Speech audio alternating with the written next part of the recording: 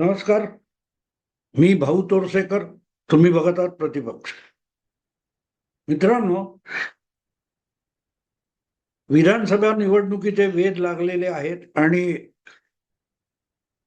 महाराष्ट्राचं जे राजकारण दोन गटात विभागलं गेलेलं आहे, महाविकास आघाडी आणि महायुती, त्यामध्ये आपापल्या परीने जागा वाटप कसं करायचं हा पेच सोडवण्याचा प्रत्येक पक्ष प्रयत्न करतोय.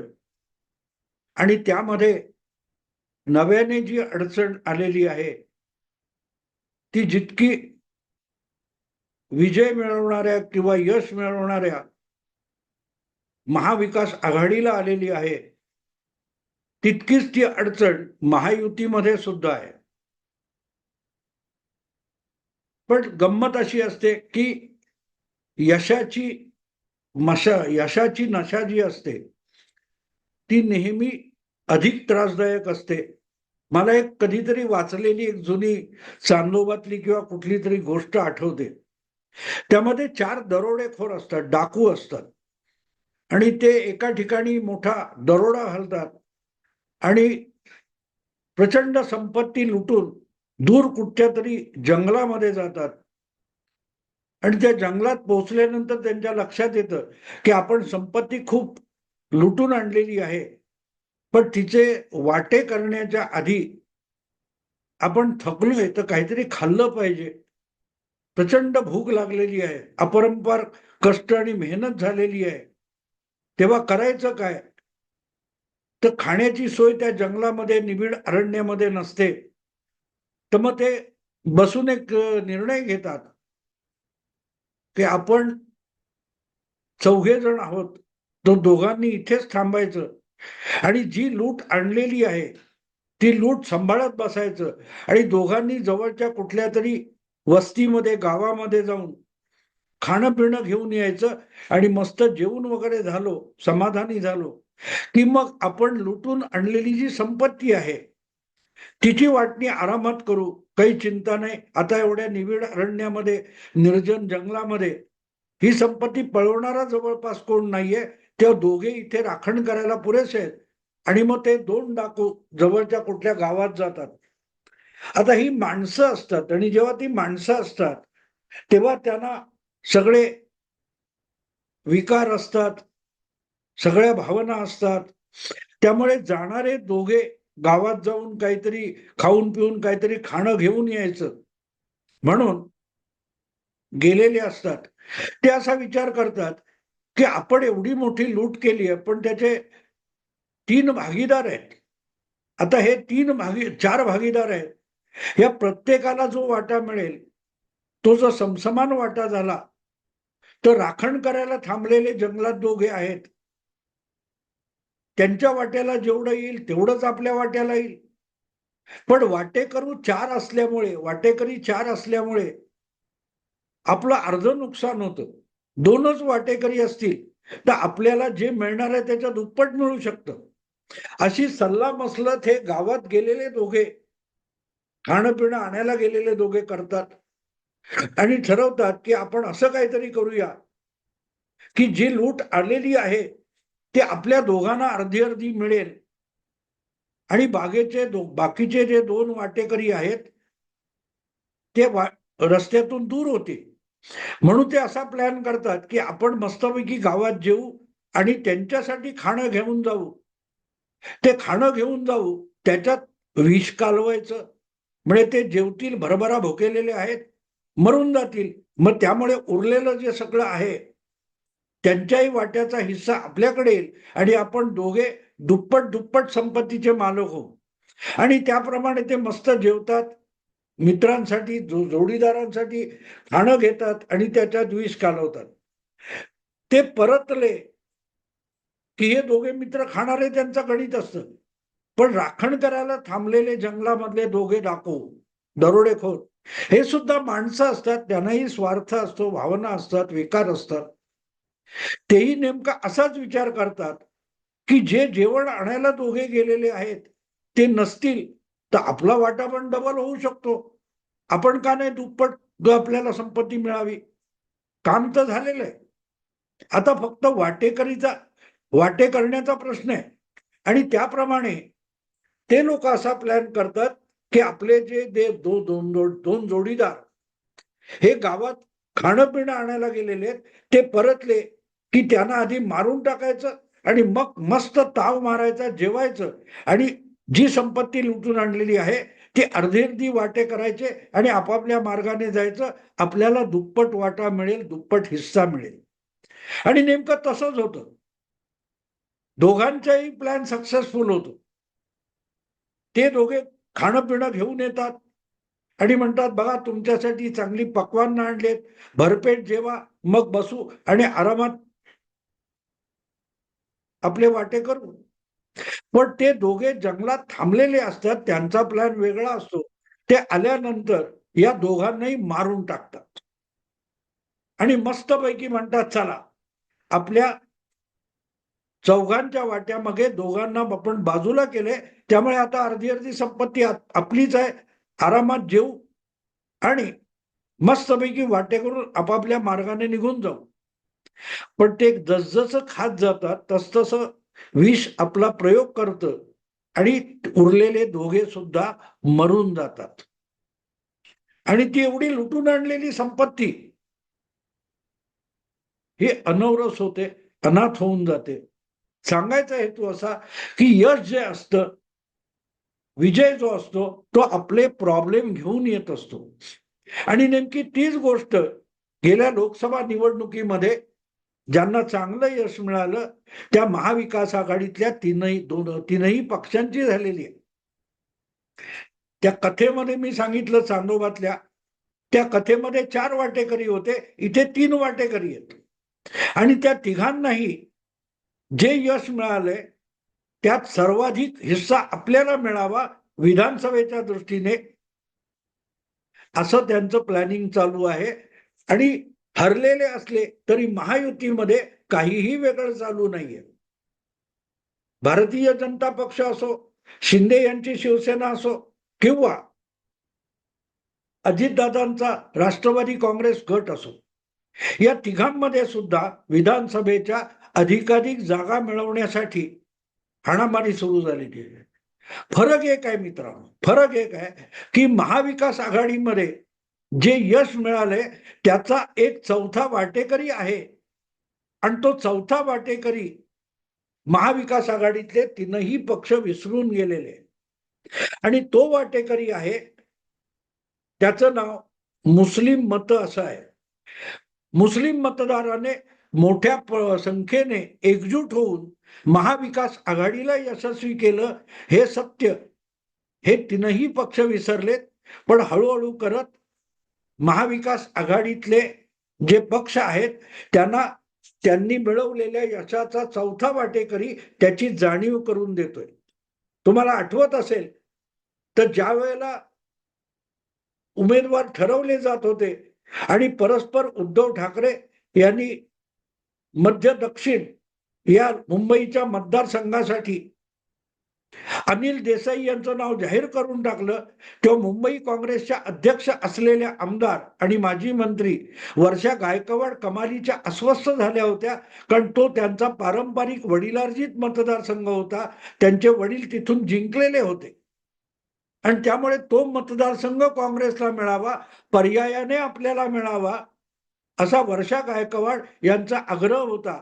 पण उद्धव ठाकरे यांनी माघार घेतली नाही आणि वर्षा गायकवाड यांची सोय व्हावी म्हणून उत्तर मध्य मुंबई मतदारसंघ काँग्रेसला सोडण्यात आला आणि काँग्रेसने तिथे वर्षा गायकवाड यांना तिकीट दिलं.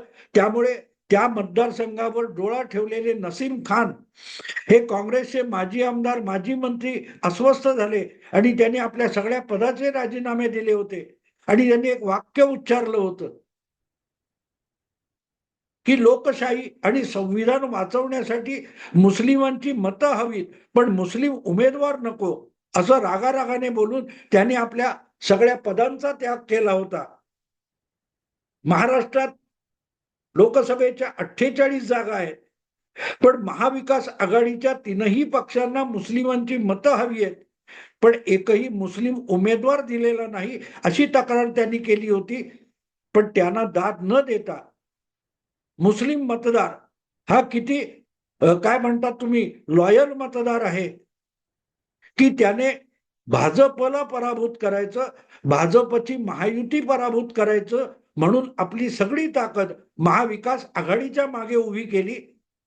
आणि त्याचं यश अगदी उद्धव ठाकरे यांना सुद्धा मिळालं.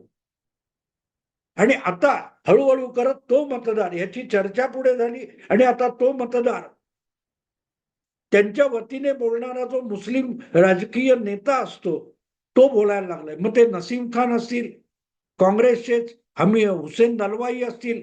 हुसेन दलवाई यांनी तर अगदी आकडेवारीनिशी लेख लिहिलेला आहे की महाराष्ट्रामध्ये 11% मुस्लिमांची लोकसंख्या आहे आणि त्यामुळे कमीत कमी 40 जागा तरी विधानसभेच्या मुस्लिमांना मिळाल्या पाहिजेत. पण 40 नसतील तर निदान 20, 22, 25, 30 जागा तरी मिळाल्या पाहिजेत. आणि इथे हा चौथा मतदार, आपला चौथा हिस्सेदार लोकसभेतील जी लूट यशाची मिळालेली आहे त्यात समोर आलेला आहे. आणि तो सगळ्यांची तारांबळ करणार आहे, सगळ्यांची तारांबळ करणार आहे. आणि त्याची लठ्ठालठ्ठी आत्तापासून सुरू झालेली आहे. बरं, हा मतदार आल्यानंतर आणखीन एक गोष्ट झालेली आहे, आणखीन एक गोष्ट झालेली आहे की महाराष्ट्रामध्ये आजपर्यंतच्या राजकारणामध्ये नंतरच्या गेल्या 10-15 वर्षामध्ये ओवायसी, हैदराबादचे मुस्लिम नेते यांनी शिरकाव करून घेतला होता आणि मुस्लिम मतावर आपलाच अधिकार गाजवण्याचा प्रयत्न केला होता. आणि गेल्या 30 वर्षापासून, म्हणजे प्रामुख्याने बाबरी मशीद पाडली गेल्यापासून महाराष्ट्रातल्या मुस्लिम मतावर आपलाच एकाधिकार आहे असं मुलायम सिंग किंवा आजच्या अखिलेश यांचा समाजवादी पक्ष सांगत राहिला.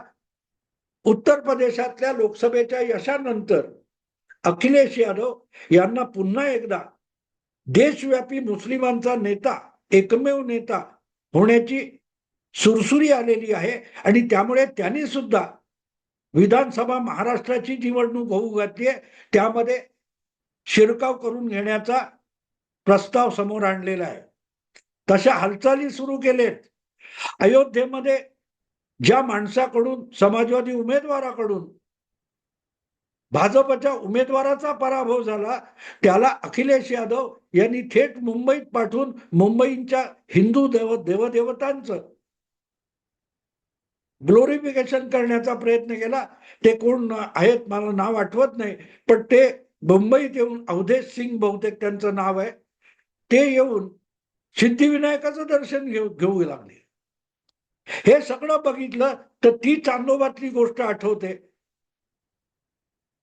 की मोठी लूट केलेले 4 डाकू, दरोडेखोर, हे जी लूट मिळाली आहे त्याच्या हिस्सेदारीत एकमेकांच्या जीवावर उठतात.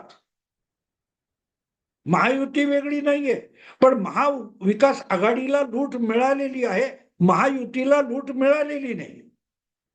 महायुतीला कसे बसे किती, मला वाटतं 9 ने 1 10 आणि 7 17 जागा मिळाल्या. त्यामुळे लूट ज्याला मिळाली आहे त्याच्यामध्ये वाटेकरी होणारे जे आहेत त्यांच्यातली जी धुसफूस आहे, त्यांच्यात एकमेकांविषयीचा जो द्वेष किंवा शंका आहे त्याला महत्व द्यावं लागतं. आणि म्हणून निवडणुकीतलं यश हे जितकं यश असतं तितकंच ते संकट आणि समस्या घेऊन येत असतं. म्हणतात ना की अपयश अनवरस असतं आणि यशाचे बाप अनेक असतात. महायुती अपयशी झालेली आहे आणि त्यामुळेच यशाचे बाप व्हायला महाविकास आघाडीमध्ये स्पर्धा सुरू झालेली आहे. आणि त्या स्पर्धेतून वाट काढताना महाविकास आघाडीला पुढच्या 2 महिन्यामध्ये किती अडचणी येतात हे आपण बघणार आहोत. किती दिसणार आहे, किती लपवलं जाणार आहे, हा ज्याचा त्याचा प्रश्न आहे. पण ज्या प्रकारे मुस्लिम नेते नसीम खान असतील किंवा हुसेन दलवाई असतील यांनी आपली भूमिका मांडायला सुरुवात केली आहे, ती लक्षात घेतली तर विधानसभा निवडणूक लोकसभेनंतर आपल्यासाठी सोपी झाली असं महाविकास आघाडीच्या उभाठाला किंवा शरद पवार गटाला किंवा काँग्रेसला वाटतंय, तर ते तितकं सोपं नाहीये. त्यांना वेळीच सावध व्हावं लागेल. एकमेकाशी मारामारी करत बसले तर लोकसभेत मिळालेलं जे तुटपुंज यश आहे, पण यश आहे, ते सुद्धा मातीमोल होऊ शकतं. आता त्यातून मार्ग कसा काढायचा आहे त्यांनी ठरवायचं. त्याचे सल्ले माझ्यासारख्यांनी देण्याचे काही कारण नाही.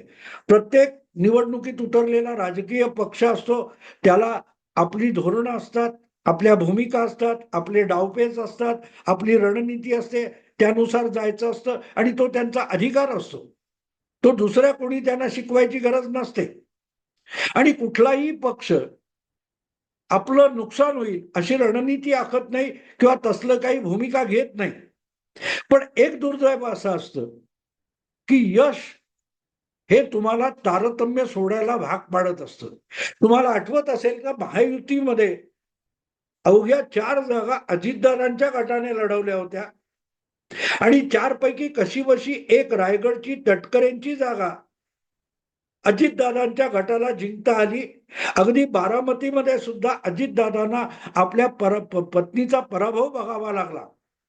म्हणजे कमीत कमी जागा लढवून नगण्य यश मिळवणारे जे राष्ट्रवादी काँग्रेस पक्ष किंवा अजितदादा आहेत, त्यांच्या गटाचे ज्येष्ठ नेते छगन भुजबळ यांनी तर थेट 90-100 जागांवर दावा केलेला आहे. म्हणजे यश मिळालं नाही, ते यश सुद्धा यश आहे आणि त्यात आपल्याला अधिकचा वाटा पाहिजे असा दावा अजितदादांच्या गटाकडून केला जातो. तेव्हा मग विचार करावा लागतो की राजकारण्यांचा हव्यास संपणार कधी. प्रत्येकाने एक गोष्ट लक्षात ठेवावी. इंग्रजीमध्ये एक काय म्हणतात उक्ती आहे, there is nothing like free lunch. फुकटचं काहीही नसतं. आणि आघाड्या युत्या बनतात तेव्हा एक गोष्ट साफ असते, आपल्याला फुकटचं काय मिळेल याची चाचपणी प्रत्येक जण करत असतो. निवडणुकीमध्ये उमेदवारी आणि जागा वाटपामध्ये ही सगळ्यात मोठी समस्या असते की आपला जो मित्र पक्ष आहे त्याच्या लोकप्रियतेच्या, त्याच्या मतांचा आपल्याला अधिकाधिक फायदा मिळावा, आपल्याकडून त्याला काय देण्याची वेळ येऊ नये, त्याच्याकडून आपल्याला मिळावं, अशा रीतीने जेव्हा जागा वाटपाचा विचार होतो तेव्हा यातला प्रत्येक पक्ष हा एकमेकांचं नुकसान करण्यासाठी टपलेला असतो असंच म्हणावं लागतं. दुर्दैवाने महाराष्ट्राच्या राजकारणात हे सगळं असंच चालू आहे आणि या पार्श्वभूमीवर महायुती असो किंवा महाविकास आघाडी असो, एक गोष्ट साफ विसरून गेलेत की त्यांच्या पलीकडे सुद्धा नगण्य वाटणारे छोटे मोठे पक्ष आहेत आणि त्यामध्ये मग अखिलेशचा समाजवादी पक्ष येतो किंवा ओआयसीचा MIM पक्ष येतो. हे दोघेही लोकसभा निवडणुकीत नगण्य असले तरी विधानसभा निवडणुकीत मतदारसंघ छोटे होतात आणि तिथे प्रभावशाली असलेला उमेदवार किंवा पक्ष हा महायुती किंवा महाविकास आघाडीला दणका देऊ शकतो. त्याच्या पलीकडे वंचित बहुजन आघाडी आहे, महाराष्ट्र नवनिर्माण सेना आहे, त्याच्या पलीकडे जनसुराज्य नावाचा एक पक्ष आहे, तो त्या त्या विभागापुरता असतो. हे पक्ष सुद्धा प्रभावी ठरत असतात. त्यांचा विचार न करता जागा वाटप आणि निवडणुकीची रणनीती आखली तर यश हेच अपयशाचं कारण होऊ शकतं. एवढं बोलून थांबतो. आवडलं लाईक करा, शेअर करा, सबस्क्राईब करा. नमस्कार.